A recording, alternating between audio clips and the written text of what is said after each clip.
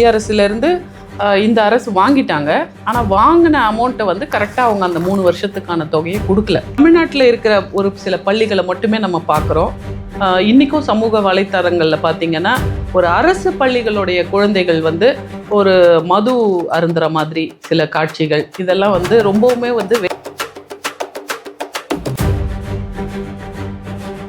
நான் இன்னுமே கொளத்தூரில் எவர்வின் பள்ளிகளுக்கு பக்கத்துலேயே இன்னும் மது கடைகள் வந்து ஓப்பனில் இருக்குது அப்படின்றத நான் தெரிவிச்சுக்கிறேன். அந்த மாதிரி நிறைய இடத்துங்களில் இன்னமும் பல பள்ளி கல்லூரிகள் இருக்கிற இடத்துல இந்த மாதிரி கடைகள் எல்லாம் இருக்குது. அதையும் எடுக்கணும். அதே மாதிரி இது ஸோ இந்த எல்லா போர்ட்ஸுக்கும் இந்த ஒரு போக்சோ சட்டத்தை பற்றின ஒரு அவேர்னஸும் அது காவல்துறை மூலியமாகவோ அல்லது ஒரு வழக்கறிஞர்கள் மூலியமாகவோ இல்லை ஒரு ட்ரெயின் செய்யப்பட்ட ஒரு அமைப்பு இதையும் வந்து அவங்க கொண்டு வந்து பள்ளி கல்லூரி துறைகளுக்கு சொல்லி கொடுத்தாங்கன்னா கட்டாயமாக குழந்தைகளுக்கு அந்த ஒரு வணக்கம். நான் கல்வியாளர் டாக்டர் எம் ரஜினி. கடந்த 33 வருடங்களாக கல்வித்துறையில் பல பள்ளிகள் கிட்டத்தட்ட ஆந்திரா, தெலுங்கானா, ஆந்திர பிரதேஷ், தமிழ்நாடு இங்கே எல்லாமே பார்த்திங்கன்னா ஒரு 257 பள்ளிகளை உருவாக்கிய ஒரு பெருமைக்குரியவள்.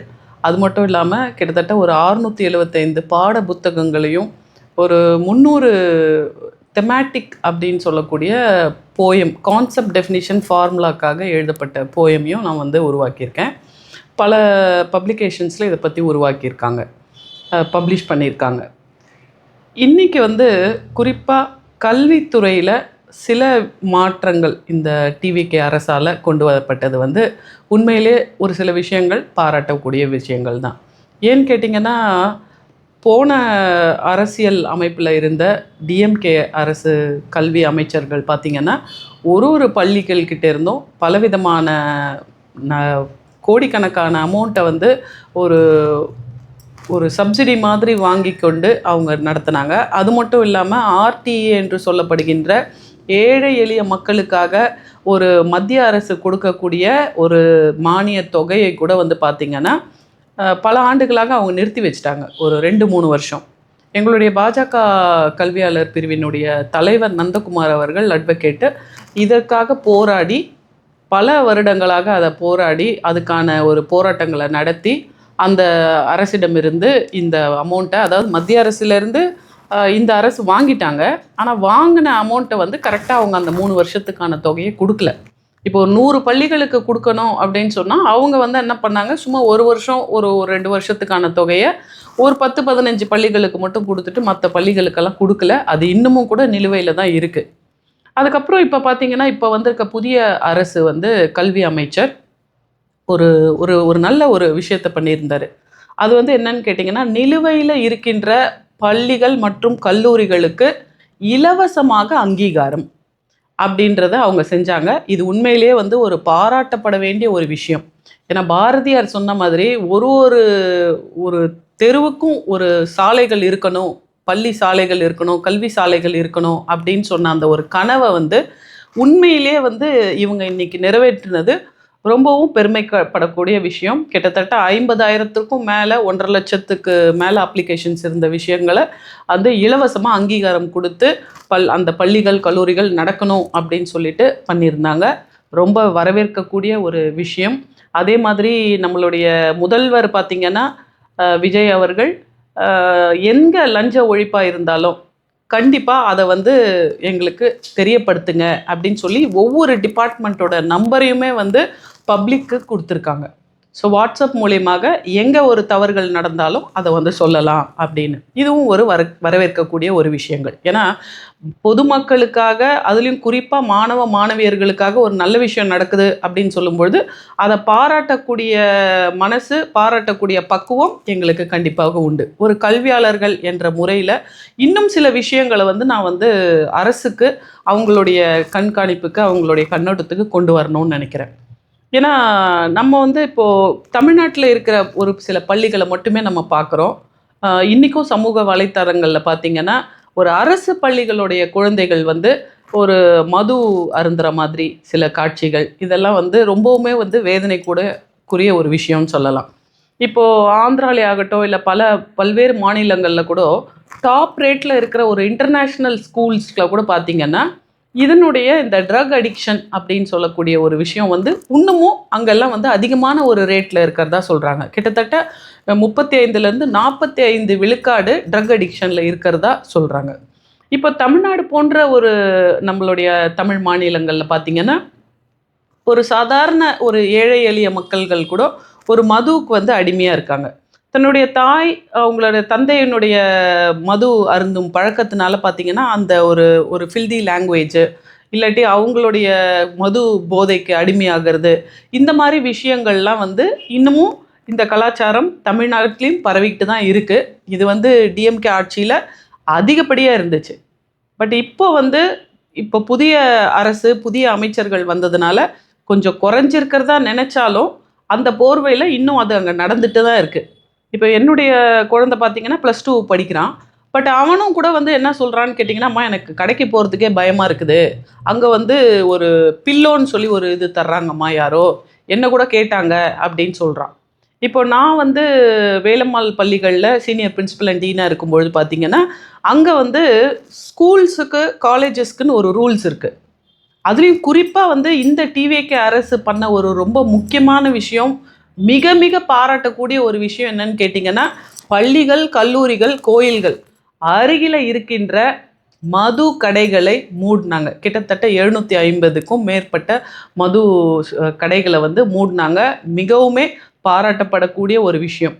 ஆனால் இன்னுமே கொளத்தூரில் எவர்வின் பள்ளிகளுக்கு பக்கத்துலேயே இன்னும் மது கடைகள் வந்து ஓப்பனில் இருக்குது அப்படின்றத நான் தெரிவிச்சுக்கிறேன். அந்த மாதிரி நிறைய இடத்துங்களில் இன்னமும் பல பள்ளி கல்லூரிகள் இருக்கிற இடத்துல இந்த மாதிரி கடைகள் எல்லாம் இருக்குது. அதையும் எடுக்கணும். அதே மாதிரி இதுக்காக தனியாக எப்படி வந்து சிங்கப்பெண்ணைக்காக ஒரு பெண்களுடைய பாதுகாப்பு கருதி சிங்கப்பெண்ணேன்னு ஒரு அமைப்பை நிறுவனாங்களோ, அதே போல் பள்ளி கல்லூரிகளுக்கும் இந்த மதுவை தடை செய்வதற்காக ஒரு தனியாக ஒரு அமைப்பை நிறுவி இதையும் வந்து ரெகுலராக அவங்க வந்து பள்ளி கல்லூரிகளை இன்ஸ்பெக்ஷன் பண்ணி அதற்கான சட்டங்களை வந்து கடுமையாக விதிக்கணும் அப்படின்னு கேட்டுக்கிறேன். ஏன்னா மாணவர்களுடைய நலனை கருதி. அதுக்கு அடுத்தது பார்த்திங்கன்னா, கள்ளக்குறிச்சியில் நடந்த ஒரு பள்ளியினோட விஷயம் உங்களுக்கு எல்லாம் தெரிஞ்சிருக்கும். அடோல்சன்ஸ் அப்படின்றது வந்து ஒரு முக்கியமான ஒரு பருவம்.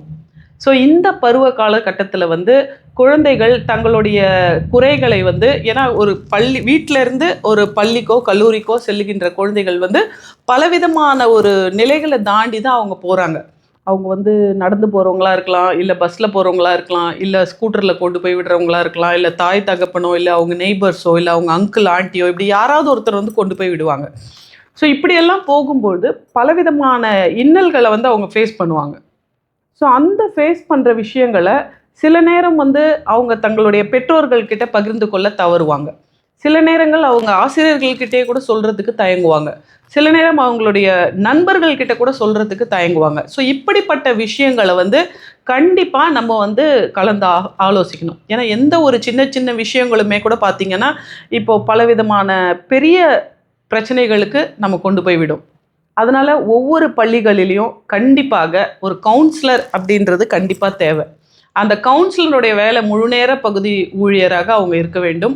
அந்த ஊழியர்கள் வந்து என்ன பண்ணணும் அப்படின்னு கேட்டிங்கன்னா, குழந்தைகளுடைய குறை நிறைகளை நேரடியாக ஒரு ஃப்ரெண்ட்லி டீச்சர்ஸ் அப்படின்ற மாதிரி, அதாவது சப்ஜெக்டில் எக்ஸ்பர்ட் டீச்சர்ஸாக இருக்கலாம், பட் அவங்க வந்து ஒரு ஸ்மைலி ஃபேஸோட ஒரு அப்ரோச், அதாவது ஈஸிலி எந்த பிரச்சனைனாலும் நான் வந்து இந்த கவுன்சிலர்கிட்ட தான் நான் போய் சொல்லணும் அப்படின்ற அளவுக்கு கவுன்சிலிங் கொடுக்கக்கூடிய ஒரு தரமான ஒரு ஆசிரியர்களை வந்து ஒவ்வொரு பள்ளிகளுக்கும் நியமித்து அவங்களுடைய கண்ட்ரோல் வந்து தமிழக கல்வித்துறையினுடைய அரசாங்கத்தின் கீழே வந்து இருக்கணும்.